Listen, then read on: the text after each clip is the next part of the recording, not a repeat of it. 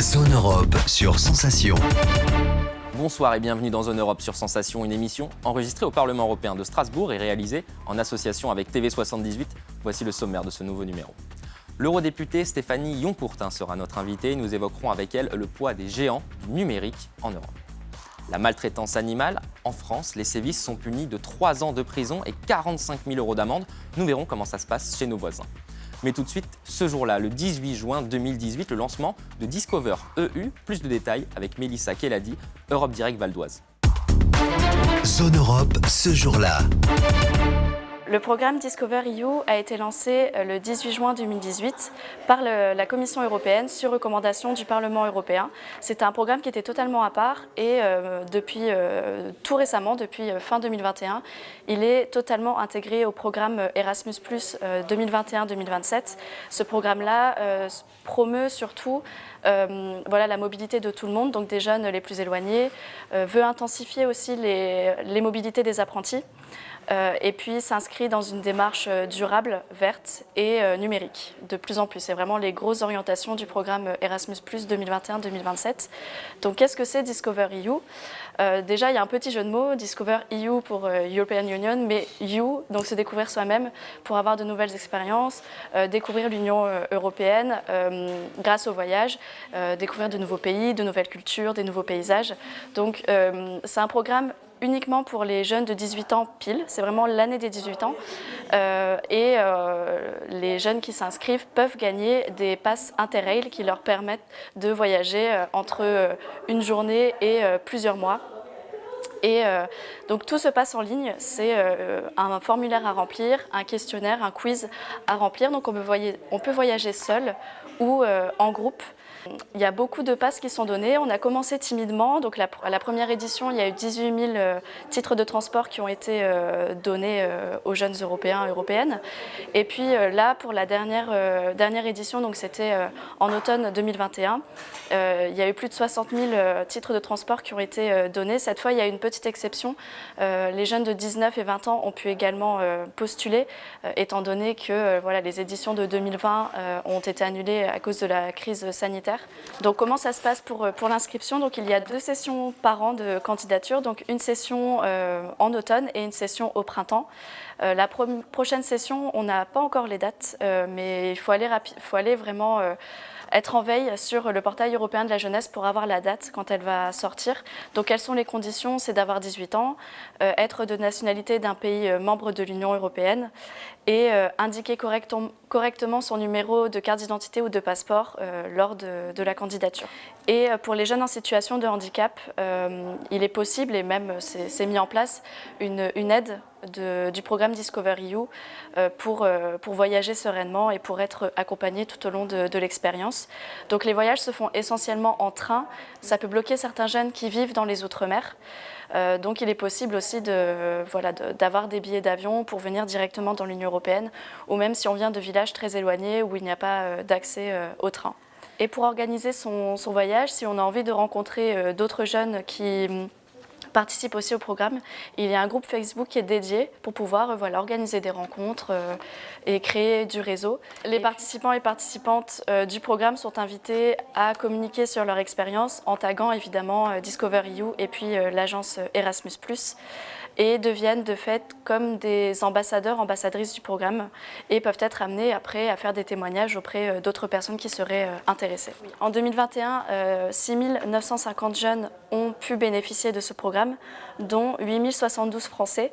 Donc c'est vrai qu'il y a un quota par pays qui est proportionnel au nombre d'habitants. Et depuis le début du programme, 130 000 jeunes ont pu bénéficier de Discover EU, ce qui est quand même plutôt pas mal, et qui permet de pouvoir... c'est un programme totalement gratuit finalement qui permet de voyager dans toute l'Union européenne. Donc si vous voulez plus d'informations, n'hésitez pas à vous rendre sur le portail européen de la jeunesse où vous pouvez trouver vraiment toutes les informations sur les conditions, sur les échéances et sur les règles aussi, le règlement du programme. Zone Europe, l'invité politique. Je reçois aujourd'hui l'eurodéputée Stéphanie Yon-Courtin. Bonjour. Bonjour Hugo. Alors vous êtes membre du groupe Renew Europe. Ensemble, on va évoquer dans quelques instants le poids des géants du numérique en Europe. Mais avant, je voudrais qu'on parle du droit à l'oubli après un traitement contre le cancer. C'est l'un de vos combats aux côtés d'une autre eurodéputée, Véronique Trier-Lenoir. En France, les anciens malades bénéficient d'un droit à l'oubli dans un délai de 5 ans. Un droit qui n'existe pas partout en Europe. Des années après leur rémission, il y a obligation de déclarer sa maladie auprès par exemple de sa banque ou de son assurance. Quelles sont les conséquences déjà que cela peut avoir ? Les assurances emprunteurs, en fait, elles considèrent les anciens malades du cancer comme des personnes qui potentiellement ont un risque aggravé de santé, même des années après leur rémission. Donc vous imaginez en fait les conséquences et les difficultés auxquelles ces anciens malades peuvent être confrontés. C'est la double peine lorsqu'ils souhaitent contracter un prêt pour une maison, créer une entreprise, avoir un projet quelconque. On leur prête moins d'argent ? Oui, les assurances emprunteurs peuvent soit leur opposer une exclusion d'assurance, ou voire refuser même complètement rejeter leur demande d'emprunt. Et dans ces conditions, c'est quand même difficile de se reconstruire et d'envisager l'avenir, qui est déjà complètement difficile à concevoir lorsqu'on est malade ou lorsqu'on a été malade et qu'on est en rémission. C'est la double peine, il faut mettre fin à ça. Justement, le Parlement a lancé un plan cancer européen. Il est notamment prévu d'étendre ce droit à l'oubli à l'ensemble de l'Union. Est-ce qu'il y a des freins à cette mesure ? Est-ce qu'il y a des pays qui freinent cette mesure ? Et qui peut justifier finalement de lutter contre ce genre de mesures ? Déjà, en fait, dans la stratégie sur le plan cancer, dont notre référente est Véronique Trier-Lenoir, vous l'avez rappelé, on a pris l'engagement d'étendre ce droit à l'oubli dans toutes les futures régulations. Donc en fait, il y a ce droit à l'oubli qui est dans la stratégie et toutes les régulations et donc, qui vont être votées par le Parlement européen, elles doivent contenir, c'est notre engagement, le droit à l'oubli. Et c'est ce que je suis notamment en train de faire dans la révision de la directive sur le crédit à la consommation, qui va contenir une de ces dispositions. Et donc je tiens à inscrire dans la loi qui sera formellement interdit de tenir compte des antécédents médicaux des personnes qui ont été touchées par un cancer pour tous les patients de l'Union européenne 10 ans après la fin de leur traitement, jusqu'à 5 ans pour les patients dont le diagnostic a été posé avant l'âge de 18 ans. Très bien. Vous pensez qu'il faut quand même donner cette période, ce délai de quelques années ? Vous ne pensez pas que les malades, finalement, ils attendent que, oui, j'ai été malade, mais comme d'autres ont d'autres maladies, et il faut finalement oublier tout de suite, dans l'instant ? Écoutez, oui, ce serait peut-être mieux de l'oublier dans l'instant, mais déjà, c'est quand même une première pierre qui est posée et c'est quand même un délai, certes, qui nous apparaît comme étant un délai raisonnable pour les personnes qui ont été malades. Alors effectivement, normalement, il faudrait le faire dès maintenant, dans un monde idéal, mais c'est déjà un progrès considérable que d'inscrire dans toutes les régulations ce droit à l'oubli. On a toutes et tous, que ce soit nous-mêmes, personnellement, dans notre famille, dans nos proches, des personnes qui sont atteintes d'un cancer et c'est complètement injuste effectivement de leur imposer cette double peine. Donc déjà, si on peut déjà l'inscrire partout, ce serait bien. De façon uniforme dans l'Union européenne, ce qui n'est pas le cas. Vous voyez, la France l'a avancé à 5 ans, mais nous, bien évidemment, on veut que ce soit uniformément posé dans l'Union européenne. C'est un parcours du combattant qui attend et donc effectivement, et qui attend ces malades atteints du cancer, et donc on veut vraiment plus leur infliger cette double peine. On peut rappeler que le cancer, c'est la première cause de mortalité en France, la deuxième en Europe. Il existe de nombreuses inégalités, justement dans les taux de guérison. En quelques mots, là aussi, il y a une harmonisation des politiques à avoir au niveau de la lutte, cette fois-ci, contre le cancer. Comment est-ce qu'on peut harmoniser cette lutte et même la prise en charge finalement ? En fait, il faut harmoniser les deux. C'est en mutualisant les connaissances et les moyens qu'on parviendra à lutter contre le cancer et à proposer les meilleurs coûts possibles aux Européens. D'abord, sur le volet de la prévention, et je salue ce que porte Véronique Trier-Lenoir, ma collègue, parce que les études scientifiques l'attestent, 40% des cancers pourraient être évités par des mesures de prévention. Or là, il y a une extrême hétérogénéité en termes de prévention dans les différents États membres, à l'intérieur même des États membres, notamment si on prend la France, en fonction de là où vous vivez et en fonction du milieu social dans lequel vous êtes, il y a véritablement des différences. Et le plan cancer européen qu'on a adopté en février dernier au Parlement européen, il met l'accent justement sur la prévention, tant au niveau national qu'au niveau européen. Il porte par exemple un objectif fort parvenir à une génération sans tabac en Europe d'ici 2040. Ça, c'est sur le volet prévention. On m'avait parlé du volet prise en charge. Et on sait que dans certains États membres, les patients recouvrent rapidement, d'autres beaucoup moins, la santé grâce à des soins parce que certains rencontrent des difficultés d'accès aux soins.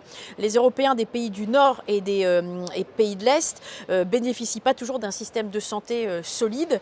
Ils ne sont pas égaux face à la maladie. Et avec le plan cancer, on voudrait vraiment rectifier ces inégalités en renforçant la coopération également entre les États membres, en favorisant la mobilité des patients et en favorisant la mobilité des médecins, des oncologues qui sont peut-être plus expérimentés sur certains États et qui pourraient donc être plus facilement mobiles dans d'autres États. Est-ce que la santé n'est pas en train de devenir une compétence européenne ? Eh bien, elle a commencé. Eh bien, effectivement, sanitaire. La crise sanitaire a été un révélateur, a été un déclencheur de plus d'Europe et mieux d'Europe en matière de santé et faire en sorte qu'effectivement la compétence santé soit une compétence européenne. Et on voit notamment beaucoup d'États pour lesquels la compétence santé était régionale, l'Espagne et l'Italie, demander à ce qu'au-delà de la centralisation ou d'une uniformisation nationale, effectivement, elle le soit mieux prise en compte au niveau européen. Et donc, c'est vraiment une meilleure gestion européenne de façon générale, de prévention, de réaction au risque, le Covid, de façon urgente, et puis ensuite de suivi, effectivement, pour les malades et des différentes maladies et pathologies. Alors on va s'intéresser maintenant aux géants du numérique. Vous êtes vice-présidente de la Commission des affaires économiques et monétaires au Parlement. L'un des enjeux de la présidence française du Conseil de l'Union européenne, c'est notamment l'encadrement des activités économiques des grandes plateformes du numérique. Alors est-ce que déjà vous pouvez nous expliquer dans quel but il faut encadrer ces grandes plateformes ? Est-ce que c'est pour protéger peut-être déjà l'économie européenne et les entreprises européennes ? Avant d'encadrer, c'est d'éviter que le Far West ne règne plus. Donc c'est véritablement d'assurer les mêmes chances pour toutes les entreprises. Alors, on voit qu'on a d'un côté une poignée d'entreprises, les GAFAM, les GAMAM, les géants de la tech, qui ont développé des réseaux tentaculaires à tel point qu'elles sont ultra dominantes, ultra puissantes et qu'elles sont capables d'imposer leurs propres règles, leurs propres lois aux petites entreprises qui souhaitent pénétrer les marchés du numérique. Et ça ne va pas parce que la concurrence est une obligation en dehors du marché numérique, c'est-à-dire hors ligne, et donc il doit y avoir des règles en ligne. Et c'est les mêmes chances également de proposer des produits et des services aux consommateurs et d'accéder au marché, pouvoir pour les petites entreprises accéder au marché et innover. Donc le DMA, Digital Markets Act, acte sur les marchés numériques, pour la première fois, il est inédit et historique parce qu'il va imposer des règles pour assurer une équité justement entre les entreprises sur ces marchés numériques et faire en sorte que les petites entreprises, vous avez parlé de la Covid tout à l'heure, qui vont de plus en plus sur ces marchés du numérique pour développer leur chiffre d'affaires et leur business, puissent accéder de façon équitable à ces marchés sans dépendre de ces poignées d'entreprises qui vont leur imposer soit des obligations complètement exorbitantes, par exemple des commissions pour être sur les plateformes qui vont être très chères, ou bien les sortir des marchés quand elles le souhaitent. Alors il y a une autre question, ce qui est aussi d'interdire par exemple, donc vous le disiez, la publicité ciblée, mais il y a aussi la publicité ciblée qui vise les mineurs. Parce que quand on est mineur, on ne sait pas forcément à quoi on a affaire quand on est sur Internet. Ces publicités ciblées, elles utilisent des données sensibles comme des orientations politiques, des orientations sexuelles, des caractères ethniques. Vous pensez qu'il faut lutter aussi pour qu'on soit tous égaux face au traitement de ces grosses sociétés ? Alors vous parlez là effectivement du contenu de ce qu'on a sur Internet, du contenu et des produits d'ailleurs, et de ce que véhiculent ces plateformes. Ça, c'est un autre acte, c'est un autre règlement qui s'appelle le Digital Services Act, l'acte sur les services numériques, qui est en cours là, de discussion, qu'on aimerait bien également pouvoir finaliser d'ici la fin de la présidence française de l'Union européenne, et qui bien évidemment vise à uniformiser les règles qui sont destinées à réguler les contenus haineux, effectivement, les publicités destinées aux mineurs, et faire en sorte qu'on ait le consentement appuyé, renforcé, notamment du consommateur, du lecteur. Est-ce qu'on peut mettre des sanctions en place ? Bien sûr, c'est des sanctions qui sont prévues et qui sont très importantes. Alors elles sont discutées sur le DSA, ça c'est donc sur les services numériques, sur les contenus dont j'ai parlé tout à l'heure et les produits qui sont mis en ligne. C'est en discussion. En revanche, s'agissant du DMA, il y a des sanctions très importantes qui vont être infligées aux gatekeepers, ces contrôleurs d'accès, ces géants de la tech qui ne respecteraient pas les obligations ou interdictions qui leur seront faites, qui peuvent aller jusqu'à 10% du chiffre d'affaires mondial du groupe concerné, ou bien en cas de récidive, c'est-à-dire que si elle ne se conforme pas, ça pourrait aller jusqu'à 20% du chiffre d'affaires, voire éventuellement l'interdiction d'acquérir une entreprise, une petite entreprise que le géant projetterait de finaliser. Très bien. Merci beaucoup, Stéphanie Honcourtin, d'avoir été avec nous. Je rappelle que vous êtes eurodéputée et membre du groupe Renew Europe. C'est ça. Merci beaucoup, Hugo. Zone Europe chez nos voisins. Et chez nos voisins, ça se passe comment? C'est notre rubrique, en partenariat avec HEJ, l'Institut des hautes études de journalisme de Montpellier. Cette semaine, la maltraitance animale avec Olivier Paillet. Alors chez nous en France, la maltraitance animale est sévèrement punie par la loi. Une personne qui exerce publiquement ou non un acte sexuel ou qui commet tout acte de cruauté envers un animal domestique, apprivoisé ou en captivité, encourt jusqu'à 2 ans de prison et 30 000 € d'amende. Depuis le jeudi 18 novembre, la loi sur la maltraitance animale est entrée en vigueur avec le durcissement des peines, comme par exemple l'interdiction d'animaux sauvages dans les cirques, un passe-droit justifiant de si oui ou non on est apte à posséder un animal de domestique, mais encore l'interdiction de vendre des chatons et des chiots directement en animalerie. Et du côté de nos voisins européens, comment est-elle punie? En Allemagne, une pratique barbare est sur le point de disparaître, celle du broyage de poussins mâles. En effet, cette méthode très critiquée par les défenseurs de la condition animale condamne chaque année l'abattage de plus de 45 millions de poussins. En revanche, du côté de l'Espagne, la situation est beaucoup plus alarmante, et notamment l'abattage et l'abandon de milliers de lévriers chaque année. Une condition qui ne risque pas de s'arranger, d'après l'inaction du gouvernement espagnol, un déséquilibre pour la condition animale qui se creuse au sein des pays européens. Zone Europe.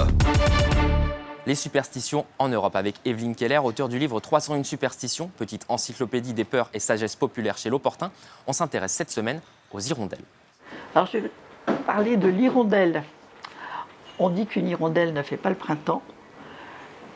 Et il y a pas mal de superstitions, toujours héritées du monde paysan, sur ces hirondelles. Donc, quand une hirondelle arrive et va chercher à nicher sous le toit de votre maison, c'est un porte-bonheur assuré pour toute l'année. Donc, on ne devrait pas chercher à faire tomber le nid. Ce qui, là, porte malheur. Pourquoi les gens cherchent à se débarrasser d'un nid d'hirondelles? C'est qu'il y a beaucoup de fientes au sol, c'est très sale. Alors si on veut une jolie terrasse ou une belle entrée, l'hirondelle elle va gêner un petit peu, mais il vaudrait mieux tolérer l'hirondelle et les fientes qui portent bonheur, plutôt que de la virer. La même hirondelle, si elle vient volter autour de quelqu'un, c'est un présage heureux. Voilà.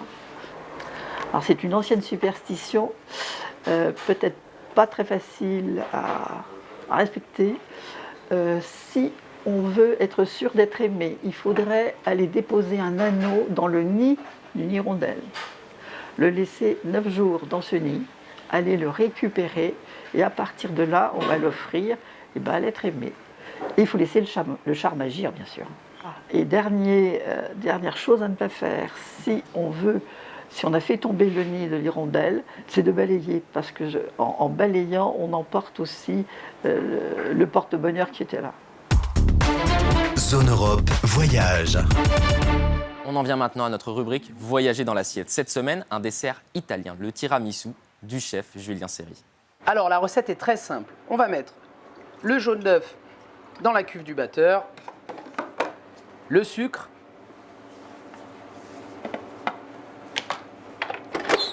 et on va battre très très fort ou mettre le robot pâtissier au maximum. Et on le laisse travailler.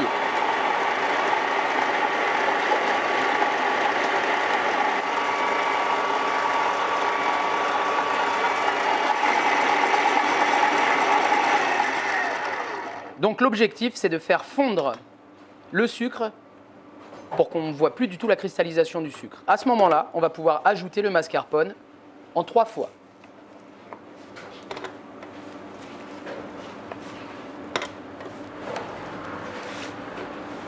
Hop là. Et même opération.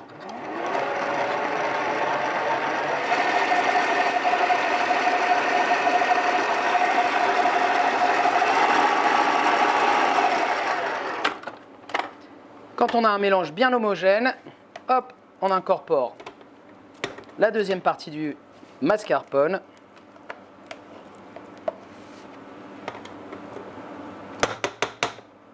Et c'est parti pour la deuxième étape.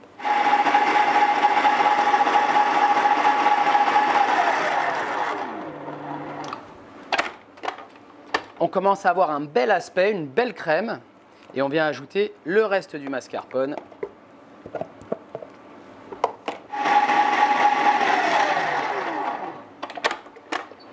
Et voilà, c'est fini. On y va pour le montage. Alors, on va commencer par mettre une première couche de crème dans le fond du contenant. Comme ça. Un biscuit qu'on va imbiber très rapidement dans un café très corsé avec marsala ou du rhum, l'alcool que vous préférez. La même chose pour la deuxième couche. Une autre couche de biscuit, imbibé toujours très rapidement. Et on va terminer en faisant un joli dôme de crème assez généreux sur le dessus. Alors la petite touche sur notre tiramisu, c'est un caramel au beurre salé maison, un salidou, dans lequel on a mis de la fève de tonka. Et on va terminer avec un peu de gourmandise et de croquant, des brisures de spéculoos. Et voilà un tiramisu breton. Zone Europe. Les superstitions en Europe avec Evelyne Keller, auteure du livre 301 superstitions, petite encyclopédie des peurs et sagesse populaire chez L'Opportun. On s'intéresse cette semaine au miroir. On va parler du miroir. Il y a pas mal de phrases et de superstitions liées au miroir. On va dire que briser un miroir, c'est 7 ans de malheur. Ça se dit encore. Pourquoi le miroir porte malheur? Parce que le miroir, quelque part, on s'y voit, donc c'est le reflet de son âme et de sa personne. Et une âme en morceaux, c'est pas souhaité. Mais comme habituellement dans tous les cas de porte-malheur, on va trouver des gestes ou des paroles à faire pour contrer ce mauvais présage. Il y en a une qui consiste à ramasser tous les morceaux du miroir et à chercher une rivière, aller dans le sens du sud et on marche le long de la rivière et dès qu'on peut, on se débarrasse des morceaux de miroir brisé et là, le mauvais sort est conjuré. On peut aussi aller enterrer ces morceaux de miroir brisés. On peut encore les enterrer. Donc, quelque part, on fait disparaître le mauvais sort. Il ne faut jamais se regarder dans un éclat de miroir brisé, ça porte malheur. Il y a aussi une tradition qui est respectée dans pas mal de maisons. Quand quelqu'un décède dans la maison, la tradition veut que l'on voile les miroirs. D'un crêpe ou pas, mais on voile le miroir parce qu'on pense que le corps du défunt, quand il va s'en aller, pourrait emporter l'âme des vivants de la maison. Donc c'est très important de voiler le miroir. Zone Europe, c'est terminé. Merci aux équipes techniques du Parlement européen de Strasbourg. Vous pouvez retrouver cette émission en podcast audio et vidéo sur notre site et notre application Radio Sensation et aussi sur TV78. Rendez-vous la semaine prochaine. Bonne soirée.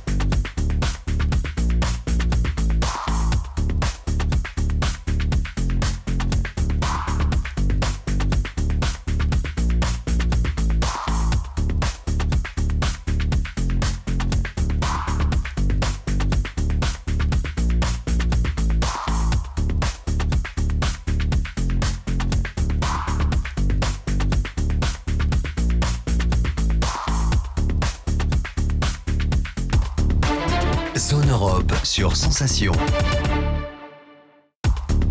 Zone Europe.